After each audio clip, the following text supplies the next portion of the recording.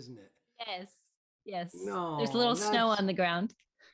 that's not fair, but you need this is not this we have to reschedule. I mean, I need wind chimes, I It need a doesn't feel view, right. I need a it just something's wrong with this picture.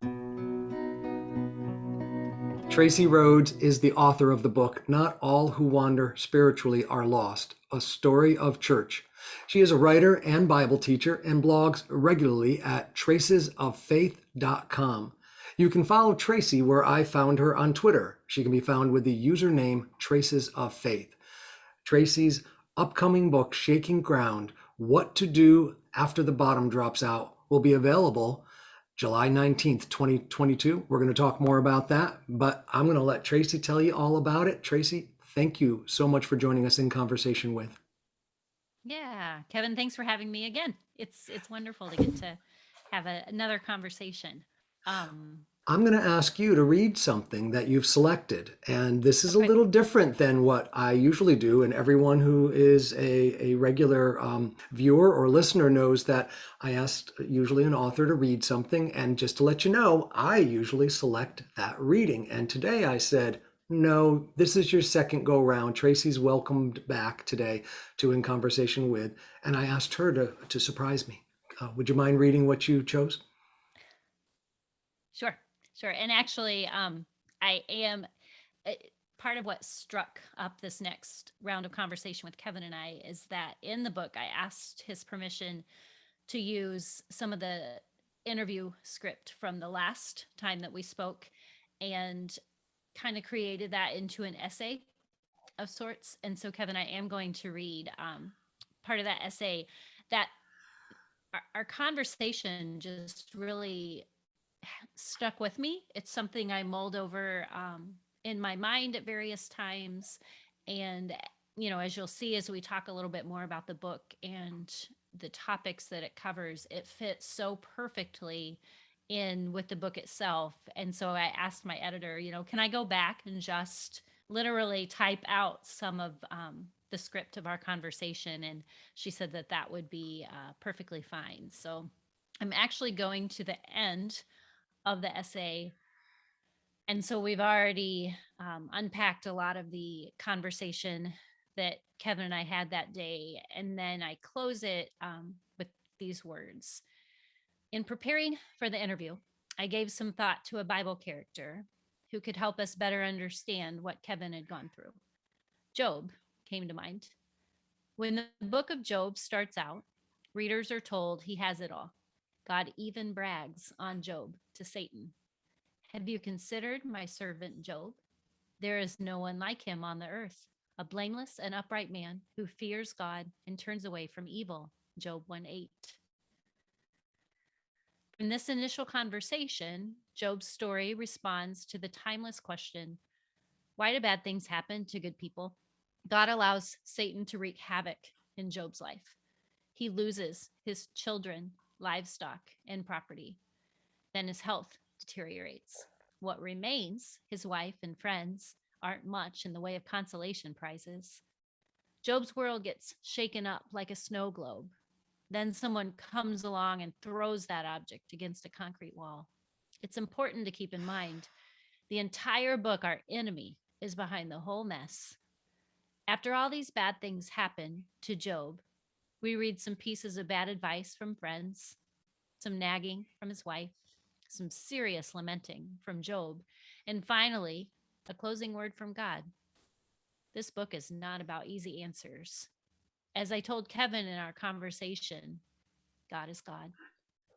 Job's parting words have captivated me over the years. Every time I read them, I get chills. I knew, especially after getting to know him a little more, Kevin could relate. I had heard of you by the hearing of the ear, but now my eyes see you. Job 42:5.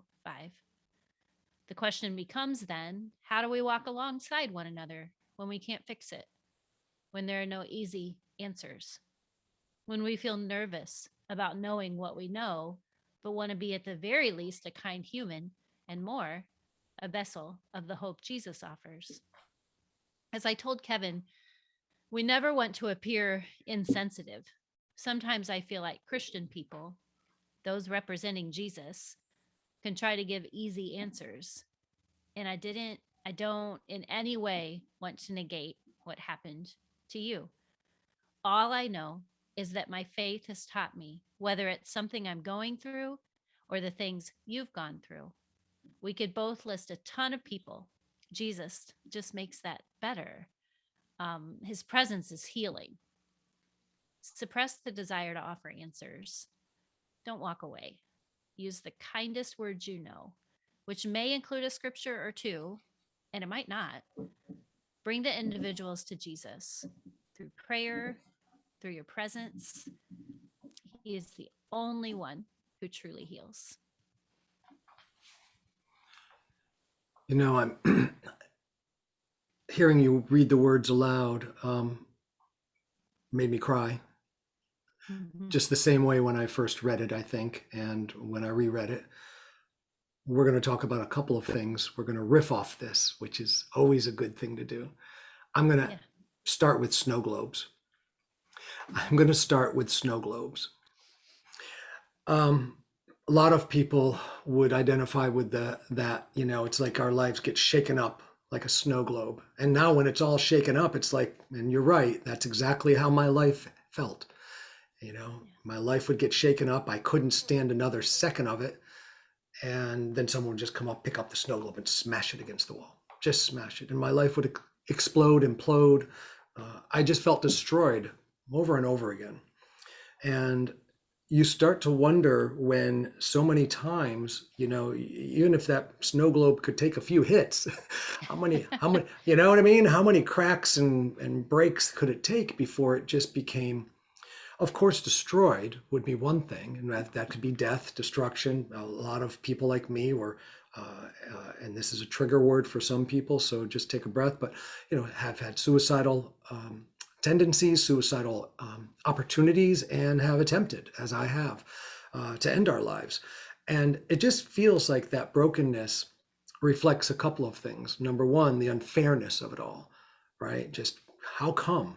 How come this Yeah. keeps happening? The other piece is, though, if this is what keeps happening to my life, to me, to this darn snow globe that I seem to be a part of, then what is that snow globe worth? And after it's been beat to pieces so many times, is the value just so negated? Mm-hmm. Yeah. Well, and I know when that image came to mind as I was writing it, I thought of the mess that it would create, right? I mean, we've all heard stories about the, those times whenever you take a feather pillow and you hold it from, let's say, the Eiffel Tower, and you open it, you cannot find every feather, right? That snow globe is never going to be put together um, in the same way. It's always going to show its cracks and bruises. But it's interesting, as we were talking, I have, it's the Christmas episode, right? So Merry Christmas coming up. And I have a nativity that was mostly wedding registry gifts. Like there's different pieces to it. And so I would get those as wedding gifts when we got married. And when my daughter was little, she was playing with one of the sheep and she dropped it on the floor and the sheep's ear fell off. And so we glued it back on. It didn't break in many pieces. It was, the ear. And so we glued it back on. But that nativity is always mine. I could pick it out of 1,000 of them, right? Because it has the sheep with the broken ear. Um, and I think that's, before we officially started recording, you said I could have finished the essay for you. I knew where you were going. Um, and that's the healing that Jesus provides in our life. I've talked to you twice now. We interact some on Twitter too. And the peace that lies below your surface is, ah, so I'm just so proud of you. Because I know it's hard earned. And I know you had to hand over those broken pieces, right? And that's this whole other conversation on the difficulty of trust and letting those things go and asking someone to heal them, so much wrapped up in that. But yeah, that snow globe, that idea of a broken thing that hardly looks like it can be put back together. Beautiful imagery there. And it is, and it's the sense that I have of, you and I've talked about this. It's all throughout that essay, that we're all broken. Every single one of us has broken Yeah. pieces. Now, you said something interesting, which was, that piece that's right below the surface, right? That's there, and it really, again, that warms my heart, and I increasingly understand that I not only am grateful that I have that inner peace. It's not always there, but it's always present. He's always present. The essence Not of far. Yeah. I mean, whether I am living it or not, that doesn't go anywhere. It just doesn't go anywhere. Once saved, it's for all time. And there's this essence of I've one of my big responsibilities, and I love that you in the essay, which you'll have to get the book, folks, because it's going to be in the book. So we can't give you the whole thing here, but in the essay, you really talk about how we look at other people. How can we reach? And I'm realizing that having the peace doesn't mean that I look in the mirror and go, look at this, look at that peace, Kevin. And it doesn't mean that I go, oh, Tracy sees my peace. Isn't that great? I've got peace. Yeah. My responsibility is to seek it in others, to look for that peace, because mostly all I really see, like all even people think I see, are all their brokenness. And I just hone in on the peace. But you have to look, right? Because sometimes Yeah. it's hard to see. Sometimes it's hard to hear. Sometimes it's hard to be aware of that. And I find that when I am at peace, like we're talking about, and offer that to someone else, it increases their peace, feeds off of itself, if you will. It's like whenever you sense that in someone, or whenever you can get it, it diffuses situations, right? I mean, how many, we're on Twitter.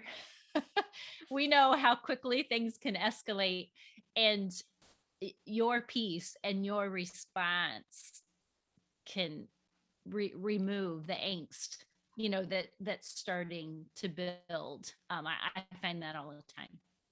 I do too. In Dear Stephen Michael's Mother, the book that I wrote, which was about my looking for my biological family, and then finding that my mother had died. That was devastating. Talk about broken pieces.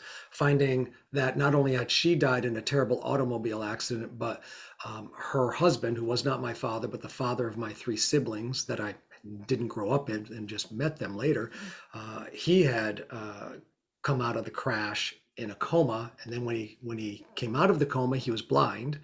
3 years later, in a fit of depression, he shot himself, committed suicide in the front yard of the house.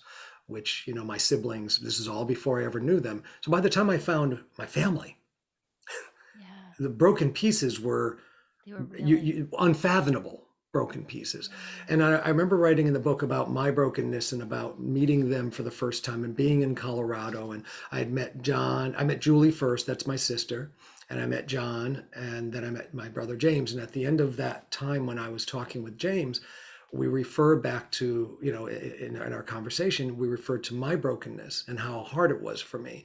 And I said, well, I'm just getting to know you right now. Let's table that. I'll tell you a little bit more, but I know what Yeah. it means to be broken. And he said, our sister's really broken. And Julie doesn't mind that I speak like this because she had addiction in her life and much pain. And the wording I used was, even her broken pieces are broken. Mm. That was the phrase that stuck out to me that I remembered from the conversation, and thank goodness was able to put in there. And I said to James, I said, and I know where I'm broken. And he says, I don't know what you did, bro. He says, but I can't see the broken pieces anymore. He says, I Wow. can't see them. And that's kind of shocking to think that what you and I are talking about isn't about some magic kind of veneer that I put on myself. The healing that can happen with a spiritual walk, with a path that includes allowing spiritual healing. I get it, mental, emotional, physical, a lot of things I had to pull together from my abuse and the addiction and the adoption and the abandonment. But the real piece was just the spiritual undertaking was really to heal so that the people have no idea. It's almost like Yeah. magic, isn't it? Yeah. Yeah. It's funny. The word magic is in the new book.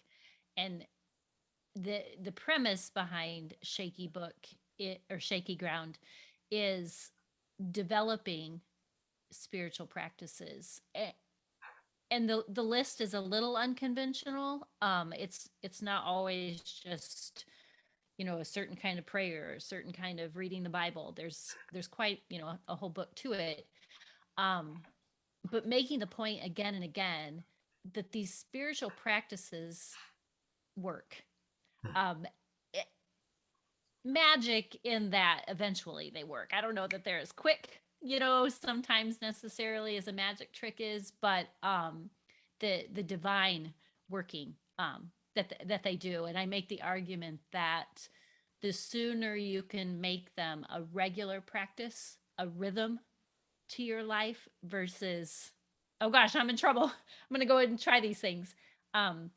That's deeply healing as well. And then when the bottom drops out, as the title says, you're prepared. It doesn't necessarily make it better or worse in the circumstances, but you're grounded. And that's, and like I say, our conversation, your essay points so well to that. And that's what I see in your life.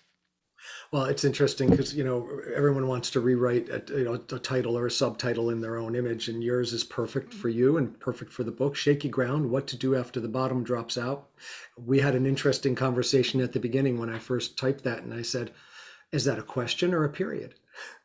And then we talked about the title on the. I said, "Have you got the cover art?" And we both discovered pretty much that our guess is that it has neither a period nor a question mark. And the real interesting part of that to me is that it's not a period or a question mark. It's not the end of a sentence, right?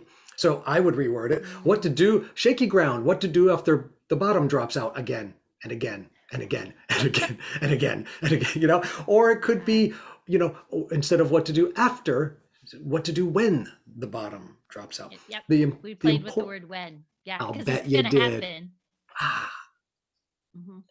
and it's one of the Yeah. things that I see about that is it's after or when or again and again. And what the interesting part of that to me is the phrasing is, that's going to happen, but I don't want to live every Mhm. day worrying about that happening because, you could even say what to do before the bottom drops out, right? And Mhm. that's what I think I hear you saying is that practices, habits, spiritual practices, these meditations, these prayers, these whatever works for anyone, whatever they can put in their lives as a 21-day plan that then all of a sudden builds into something that when the bottom drops out, you've got that. It's there. It's a part of your foundation is the word I like to use. Tell us a little Yes. bit about some of, you don't have to go through all of them, but some of the ones that stand out in your head you'd like our listeners to really, really know about. What would be some of those practices that would either work for you or that you talk about in the book? Yeah. Well, I start out the book and I'll start the conversation here with silence.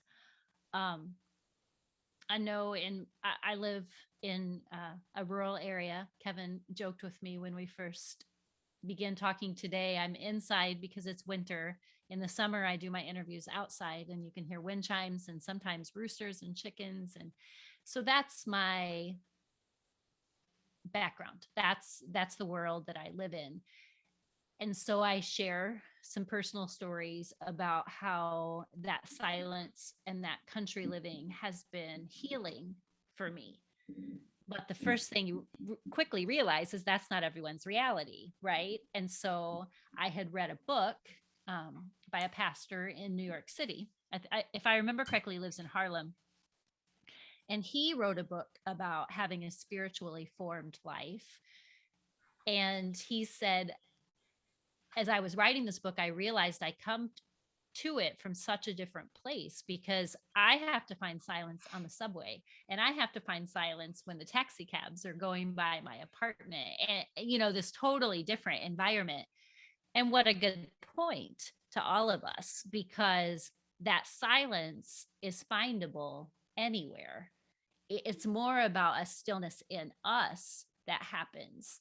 And I think we all could immediately come to mind people that don't want to do that, And so then I went into sharing a story about something that was deeply rooted in me that came up in this time of silence, and I had to deal with that. And from the I mean it's a the fun part about this book has been how this leads to that, because we don't just do one or two spiritual practices. Prayer becomes silence, and silence becomes, a time of maybe having needing to go look up a scripture reference that you remember. All of these things work together. And I was thinking about this, this deeply rooted thing in me that I dealt with silence for me. And I thought, some things that come up, you do need a therapist. Some things that, trigger you or provide severe anxiety, you might need medication. And so it's creating this space where we realize how different it is for all of us, but still very important. And then going from there into prayer. And in my writing and in my social media presence, I try very hard to learn from all of our church traditions. And so within prayer, there's a little bit of church history as we look at things like Benedictine prayer. There's a little bit of my experience interacting with those things. And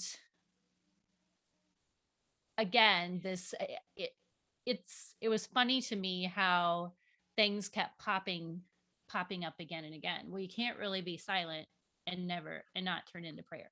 You can't really pray and not um, be a better person in your church community. All of this kind of just kept coming back to this package deal, if you will. Um, but I think that's pulling all of that together, and again creating a rhythm of it, is how we refocus our attention on what's really important, and on, for me as a Christian, the one who can calm all of that shaky ground. I love that you're focusing on the idea of silence, which, many of us are parents. Silence? What's that? Wait a minute. I remember that, you know, but um, I think that many of us just have very busy lives. And even if we don't have busy lives, carving out a little bit of time is difficult. And I do believe that practices don't always make perfect, but they certainly help go in a direction that will allow you to do some things better. And Mhm. I think that what I hear you saying is that, the essence of prayer isn't always that you become better at praying. The essence of being in a place of silence isn't that you become even comfortable with silence, right? I know that so many of us will not stand still for more than 5 minutes because, oh no, too much stuff rushes in. Yeah, yeah. And people practice mindfulness. I'm one of those. We have a lot of different things, but it's almost like I hear myself thinking aloud, thinking about when you're saying this, gee, there's some fringe benefits to this that I may not know unless I practice it. And one thing leads to another, is how you said it. One thing really kind of flows, one thing adds up, but you can't really always plan it. You can't always say, if I do this, I will have success here. The idea is that if I do this, when something else happens, like the bottom drops out, or Mhm. maybe the door just comes off its hinge, that happens, Mhm. right? Mhm. I'll be in a very different place, and I won't know it until it happens. I like, at this point in my life, the boys, all my kids are grown up. I've got grandkids, but they're not around. They're in Florida, unfortunately. I don't get to see them as much as I'd like. But I'm at this place where I can get up every morning. I know exactly what my routine's going to be. I can have my oatmeal with blueberries and flaxseed and chia seeds and manuka honey, and I can grind my decaf coffee and sit down and I can read and I Mhm. can go through some spiritual readings first thing in the morning, and then I have time to pray, and then I have time to meditate, and then I start Mhm. my day. Now, if I don't get the prayer and meditation in, at least I got the, maybe the readings in. And sometimes maybe it's just the oatmeal, right? Maybe maybe I'm still drinking my coffee as I'm trying to scramble out the door to get somewhere. But the point is that I try to do something every day. And I want you to talk for a minute, because I think a lot of us try to do a lot. Like, you're going to have a book with a lot of suggestions, Mhm. a lot. I'm not going to Yeah. say there's going to be, Which is immediate pressure, right? right, well, Immediate how, pressure. because you think more is better. So talk a little bit about that. You can talk about that from the book perspective or in your own life or what you've seen in others, because I think that's sometimes doing one of those things every day for a year is way more than enough. Yeah. Point is to get grounded in things. Yeah. And I think it I'm a learner. I'm curious. So many of these spiritual practices I was not introduced to as a child, because it was not what my tradition offered, my church tradition. And so I am a little bit like, when you turn on the faucet and it's really a fire hose. And so you're like, I want that. And I'm like, "Oh, that looks good. That sounds good. I want to try that." Yeah, it's like all of these things. And Tracy, we're so not alike at all. I can identify with that. That's not me. That must be just something that yeah, you do. yeah, nobody else does that, I'm sure. Nobody does that. But you're so right, because I swear almost audibly I can hear God say sometimes, "Stop." Like, I didn't intend for 800 of these things to form you, and my editor and I talked a lot about, when do you know it's time to go on to the next spiritual practice? What if it's flat for 3 days? Sometimes you're creating a discipline too, right? I love the words that are used with these spiritual things: practice, which has multiple meanings; discipline, which has multiple meanings. But yeah, I thought that was a good point too. We prayerfully, and I should do this more and more in my life. We prayerfully ask God, what do I need more of? What do I need less of? He definitely took me through a time of reading scripture where I didn't need to look up every passage and figure out the study portion of it, right? I sensed that he wanted me to sometimes read scripture to just pour over me, and all of that. And um yeah, time and again, I talk about later in the book, we kind of turn towards the church world, and I talk about the more formal church liturgy versus a contemporary praise and worship, and how often, depending on where I was, I might get critical and judgmental of, well, I know about this certain kind of church and they're not doing it that way, and it's probably, but we can be so petty. And so when I look at the worship portion of things, is my heart in the right place? Because when your heart's in the right place, that's when God can speak and move and form. Um, so like I say, all along the way as I was writing it, I was surprised again and again. Sometimes with the conclusions, um, you know, the deeper messages that we internalize that he didn't intend for us to, the pride certainly, and in a lot of ways, and I have a feeling I'm going to be saying this a lot in the next 6 months, a year. I didn't feel like the best person to write this book. Um, because in some ways my life seems easier than what others have had. Not perfect, and I know in our last interview we talked about, some things that exist in my own life as well. But overall, um hashtag blessed, right? I I Right. mean, it's been a pretty good run. And so I would tell my editor that this is stretching me.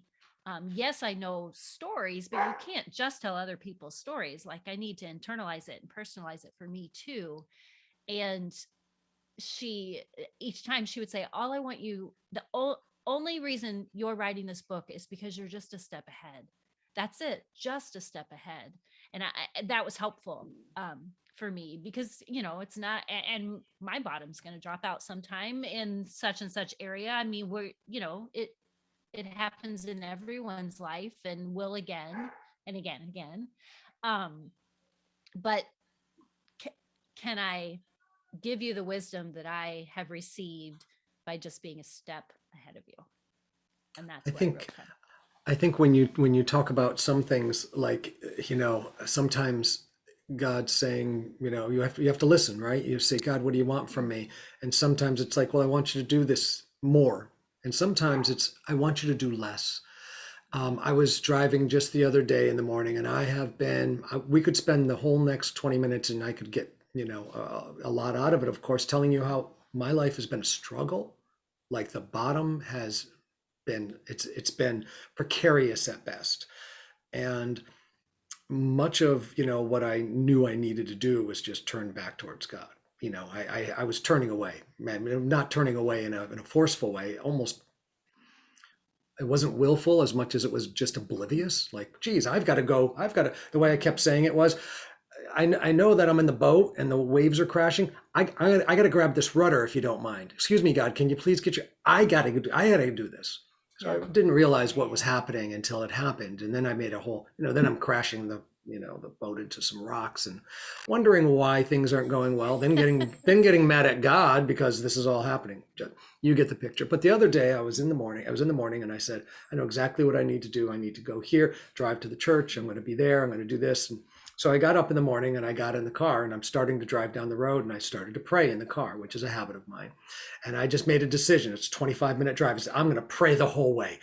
Okay, thank you, God. And I'm going to be here and this is going to be, and like I got 15 seconds in, Trace, and I heard like very gently, but very clearly, why don't you just drive? Why don't you just drive? And I really was so open to hear that. And it was this beautiful moment of, oh, I'm listening again. I'm going to pray for 25 minutes. I'm going to Yeah. listen. And then I realized all I really needed to do was get from here to there. I didn't have to think about what happened after I got there. All I had to do was drive there and then just find that sense of, peace, if you will, or at least quiet, or at least not me blathering on in my own head. And when I got, there and parked the car, I got out of the car, saw someone I hadn't seen physically in 2 years, and, Kevin, Simeon, hug. And then that's all I had to do was be there and be present. And then we went Yeah. inside the church and we were in there. And I said, well, no, now I know what the next hour is going to be. And I don't have to do the 19 Yeah. things that I think I have to do. And it's really And I try to important for me. think, Go I ahead. try to think too of how was your meeting at church different because you submitted to that voice, because you sat in that presence, and that's what I wonder about often. You could have been 2 minutes or before or after because of your glorious time praying, and Simeon wouldn't have been there to receive that context. So it does it, and that's why I laughed when you said magic, because boy, sometimes it seems like it. We know there are no coincidences, but boy, there's a lot of coincidences, that are divine meetings or whatever, you will, in my belief. And yeah, you don't want to miss those, you know Well, you're um right. You don't want to miss them. And it's funny you say that because I was reading the subtitle again of Shaky Ground, What to Do After. And we have a saying in our 12-step groups, right? It's, you just need to show up and keep showing up. And, yeah, most of the time, talk about shaky ground, you don't even know how you got to the meeting or how you got to how you got through a minute without a drink or a drug or, kind of yeah, without losing your mind. And they have a little saying, don't leave 5 minutes before the miracle happens. And, it's that real twist of thought there going, we don't know when that miracle is going to happen. But if you leave, you could be leaving 5 minutes before. Or if you try to control, what you're after. And so you ask me, how did it go? I mean, I was present for that meeting. And then after the meeting, someone came up to me and that I hadn't seen in person for a while and said, they were struggling. Can we go out and have some coffee? And I could not have lined up anything like that at the beginning of that because I would have just been God, God, God, driving along. I just Yeah. opened to his will, not mine. His will, not mine. It was interesting because I was driving back to the house to do this interview with you, and I kept thinking, what do I want, to talk about? And it's always in conversation with, so you never know what you're going to get. But the thing I was going to Mhm. say was, and I'm going to ask you to riff on it because it just popped back in my head. I forgot about it until right now. Let go, let God. Let go and let God. It's one of our famous bumper sticker sayings in the 12 step world. Mhm. But I'm going to throw it over because you read to me and I didn't know what you were going to read. So I'm going to throw that over the fence to you. If I were to say, one of your what to do after the bottom drops out is, I'm not going to tell you to put it in your book, by the way, but I'm just saying if it could be in there and it said, let go and let God. How would you riff on that? Tell us what that means to you, just on the spot. I know. Mhm. Let go and let God. The biggest thing that comes to mind is we don't know how to do that. I talk some in the book about being in an individualistic society, and we are trained to have control. We are trained to look out for ourselves, and some of this is not necessarily bad things until we go to the extreme of it, right? Or until we do it in such a way that we have ourselves protected from anything real and from his presence, that kind of stuff. And so that's the first thing that comes to mind. We don't want to let go. Um, and what I've realized in my own life, almost every time I'm not letting go, it's because I'm not trusting God. And I think trust is a huge part of, what if we let go and the bottom drops out? you know, um, then we're forced to let God, right? At that point. But yeah, there's so much trust that comes into that. And if you have been a person who didn't really have anyone to trust, that then you have to build that. Going back to silence, you write your initial thoughts on it, and then it's like, partly Twitter has taught me this. You hear the voices that are going to say, but what about this? But what about this? And one thing that also came to mind, there's some people who have way too much silence in their life, especially during a pandemic. Yeah. These Wow. people with underlying issues, etc., who, please don't tell me I need to sit for one more day in Hmm. silence. And so for that, you have to flip the coin and you have to say, somehow or another, you've got to pray for companionship. And it's a balance, right? Everything is in tandem. And so, yeah, another super interesting thing to think. And I could immediately think of people in my life who I know spend too much time at home on their own, and that's a lonely place. And so silence can be a negative in that role. I'm glad you got back to silence because it's always one of those places that I find myself most Mm, at home. I'm a very outgoing mm. person. I like to talk, and I like to listen. I like to engage with other people. And I really enjoy community. Community is even a better word, but I love one-on-one. That's why this is so natural to me. I just feel like we're talking and if people are listening, that's great. Mhm. But I'm doing this to be in community right now with one Yeah. person. What I constantly like to remember is what helps me to feel silence or stillness is maybe a better word because we're talking it. But I can feel silence. I can feel that stillness, that calm. even when we're talking, even when I'm in community with others. So it's that silence that I'm looking for is not the quiet of your home. It's that what Mhm. you called, I'm glad you got back to it because I made a note of it. It's the inner silence. It's that Mhm. inner Mhm. silence. And I can have that even when it's noisy, right? Yep. Even right now. And that's what comes through is that peacefulness that maybe others will see or you will see. What I can't do is what it's just what you said. I loved it. I can't do that. I can't have that silence and that peace. I have to, it has to be given to me. I have to be open. I have to receive it. And the trick for me is, trick is a bad word, the magic. The moment for me is to recognize Mhm. that's the Mhm. practice that I'm always struggling with, or at least, working towards. And the way I talk about it is in any of these conversations I have with anyone, I feel like it's me and you here, but it's not just me and you here. And Mhm. all we are is a conduit right now for what, in my phraseology, might be higher power. For you, it might be your Lord and Savior, but for God to talk to through us to each other.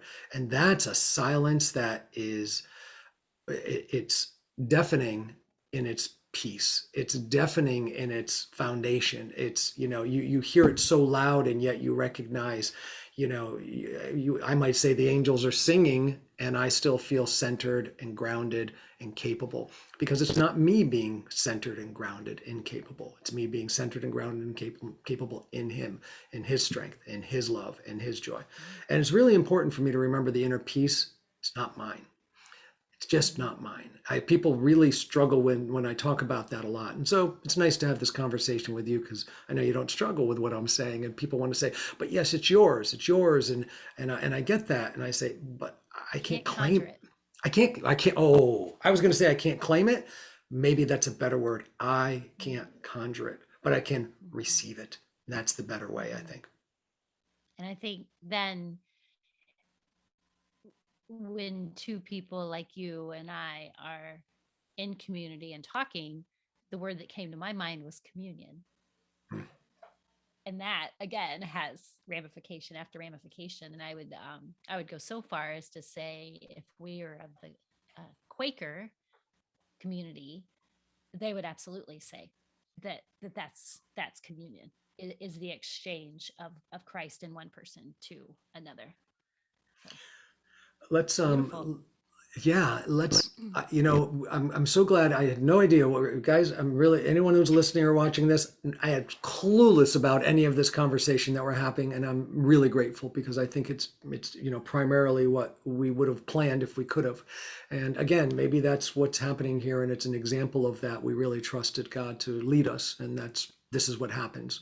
Mhm. It's not perfect, but it's certainly honest. There's which this book is really talking about doing fairly simple things. There, one thing Yeah. would be simple thing, two things. For me, it's funny you said you practice things or you learn certain things through Twitter. And a couple of few years ago, I had one, and I've always had ambitions that during the year, but I had one thing, one essence of what I wanted every day and every minute to be about, and I just used one word. I don't know how it happened. I really don't. It was kind. I wanted to be kind. I wanted everything that I did to be kind. And I wanted to set my expectations that I wasn't always going to receive kindness around me, and that was not going to matter. I wanted to know Mhm. how to be kind. And so it was my practice. And it's funny because I realized a good place to practice being kind is on Twitter. And It is so Twitter. it's Twitter because, and somebody actually said that one day when I posted, I post every day, and I posted and somebody actually said, Kevin, you're the epitome of kindness. And I said, oh, and I wasn't even noticing it. I wasn't even aware. And then the second year was not kindness. It ended up being, generosity. So my first year was like every day for a year it was kindness, and I'm coming up on, then it was January was kind of the year's end for me because it's a real special time. I celebrate my sober anniversary on January 1, so I like to do that. So my second year was generosity, and this third year has been compassion. And so I've practiced every day for a year being kind, and I practiced in Twitter, of course, but then it extends out, doesn't it? So maybe all my social media now becomes, am I being kind? And maybe all of my, emails, for instance, and then it becomes the essence of who I am, rather than just trying to practice in one place, Yeah. but Yeah. practicing in a place where you feel it's going to be a challenge. I don't want to make it a real safe place. I want it to be a place where I feel It has to challenged. be intentional. Yep. I love it. Please tell us about that. Talk. That's exactly where I was going, because you cannot pick up Tracy's book, Shaky Ground, What to Do After the Bottom Drops Out, and practice things just in general. It's an intention that we set for ourselves. Talk about that in the writing of the book, Yeah. and what you Yeah. would hope people would take away from that I feel intentionality. like you're hitting all the buzzwords. Because and again, I think so much of it is, at least in my life, I heard all these things that I didn't know how to make them effective. What do I do? Try this for a week? Well, that at one point, I had read a really good book on the Psalms, and the individual who wrote it would pray a psalm a day. And then whenever he finished, he would start again and pray a psalm a day. So I thought, I'm going to pray, right? Fire hose turned on. I'm going to pray a psalm a day. I was terrible at it. I lasted like 3 days. I was trying to catch up. I was really nervous about Psalm 119, which is the longest chapter in the Bible, because that was going to be a whole long day when I had to read that. I wasn't there. My mindset was not ready to receive the gift that reading a psalm a day would be. But at the same time, I start my morning with either a prayer book or a poem, and I make my coffee, not decaf, and I then sit down and read my Bible. I don't think I can change the order. So it's not like I'm doing nothing. And I talk, the days whenever you do have to be out and about, you have an early morning appointment. Oh my word, there are so many amazing prayer apps out there. And they will start with music, and then they'll have this time of a reading, and then they'll pray before in that day's session. What a gift. Our phones can be gifts. The virtual communities that we find ourselves in or that we seek out can be gifts. It's crazy. Yeah, it's crazy. So back to the word intentional, I think that's what we have to realize is just pick the one or two things that it's going to be, and maybe you already do them, and if that's the case, then be intentional about trying to put a fresh face on it too. Like I've read my Bible. I read my Bible every day and have for a number of years. That's a discipline for me. But things got changed up when I switched translations, because then these words were that I had, all but memorized by this point. I'm like, oh, that's a different translated word from, so intentionally keeping it fresh, doing what works for you in the seasons of life. And what I heard in your description of, I'm going to be kind, I'm going to be generous, I'm going to be compassionate, you probably didn't do it 100% effectively. You didn't do it based on how your people responded to it. It was just something you were intentionally going to do, and I 100% agree with you. And I think that's the biggest point of the book. If you do these things intentionally, regularly, set your mind to it, there's a divine work that happens in that. There is, Tracy, and you don't see it until the bottom drops out and you realize that there's a foundation, so the bottom really hasn't dropped out at all. And that's the key. I am in a place in my life where just a couple of months ago, this isn't common knowledge, but I'll talk about it today because it's Christmas. Today's not Christmas. It's December 20th while we're doing this, folks, but Merry Christmas to everyone because we're going to launch this on Christmas. And a couple of months ago, I came to the end of a very long journey. I found my biological father. And I had, Just a couple months. yeah, we're talking actually just about 2 months ago, I found my biological sister.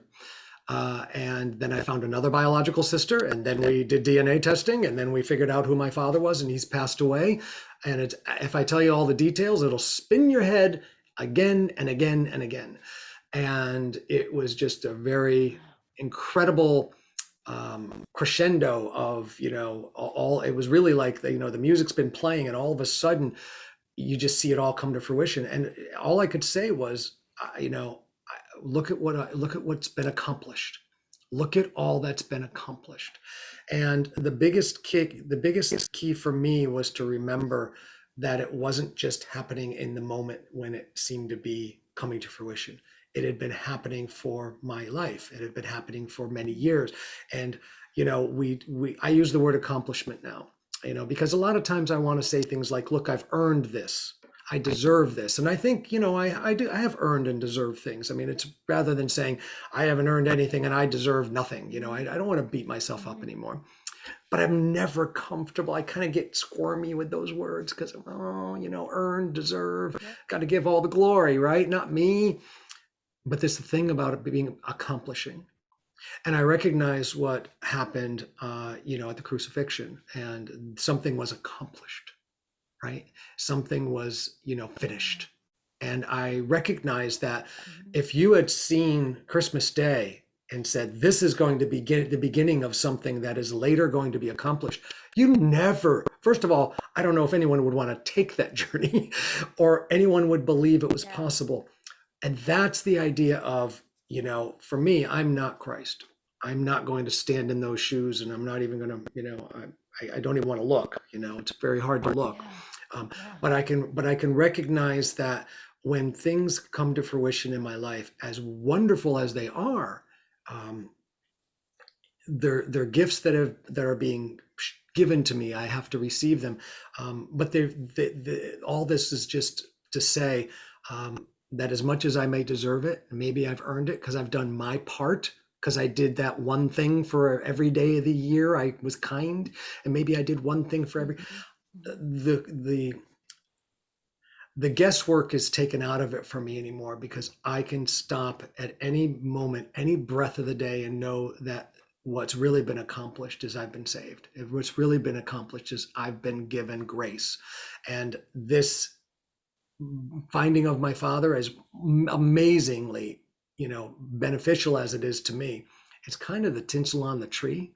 It's just another piece of, his grace being brought to my attention. It's just a way of saying, hey, I got you. Trust me. I've been with you the whole time. And I wonder if that's because you didn't need it.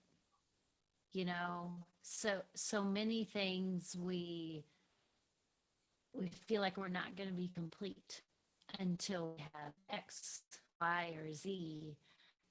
You were already complete before that happened. Man, that had to prepare you for the details. The details. Well, yeah. And you're hearing what I'm saying. Otherwise, you're going to walk away disappointed and bitter, and And I'll tell you, there's been a lot of struggle in these last 2 months. And most of it, I would say the majority of it has been, I have met two sisters, and both of them are wonderful, wonderful human beings. I've gotten to know one a little bit, and, the other one I've absolutely gotten to know beyond my wildest dreams. And I'm so full knowing that she's in my pocket and I'm in her pocket, and it's beyond any, she knows my family, I know hers. It's happening. But in the middle of all that, there is illness and death on both sides of both my sisters' lives that are just, I don't want to share too much because it's private information, but it is devastating. It's scary illness and death stuff. I've been dealing with a lot of health issues on my side. So in the middle of all these bottoms dropping out, we also had the fruition of lifelong ambitions and dreams and hopes. And I guess what I'm saying is, with the right Yeah. practices, with knowing that it's all okay already, it's already okay. I now can tell you the truth. Mm. I've had very lonely days and very sad days. And yet, in the midst of them, I also knew I was lifted up and I was completely happy. I've never been so happy in the midst of despair. And I think that Yeah. your Yep. earlier reading ended with Job, and Mhm. I don't want to say I'm Job like, but I certainly can understand. I don't. I certainly understand the ending, really, which is, I had heard of you. Concludes so well. I'd heard a lot about you, but Yeah. but let's end with that, because I want you, if you would, to really leave us on a high note here. And please, if you would, um, we're going to do two things, and it's going to be the oddest thing for anyone that's watching or listening. And then we're going to end with a Christmas wish that Tracy's going to just come off the top of her head and wish everyone, in Ah. her own words, a Christmas wish. But before we do that, we're going to take 30 seconds. And we're just going to close our eyes and we're just going to be silent for 30 seconds. Never done that before. If you don't mind, Tracy, just join me in silence. Yep.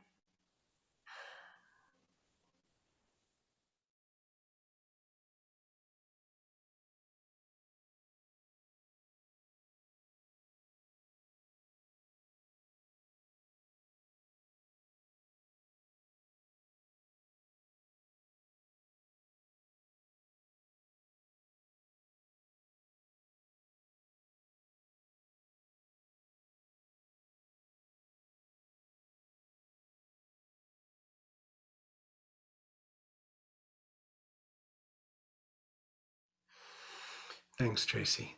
Would you like to wrap this up with a Christmas wish for any of our listeners? Absolutely. My Christmas wish for all of you is the peace that passeth all understanding. Merry Christmas. Merry Christmas, Tracy. Thank you so much for your time today. Tracy Rhodes is the author of the book, Not All Who Wander Spiritually Are Lost, A Story of Church. She is a writer and Bible teacher and blogs regularly at tracesoffaith.com. You can follow Tracy where I found her on Twitter. She can be found there with the username Traces of Faith. Her book, Shaky Ground, What to Do After the Bottom Drops Out, is going to be available on July 19th, 2022, but you can pre-order now. All the links will be down below. Thanks again, Tracy. It's so nice spending time with Thank you. you, Kevin. Take care.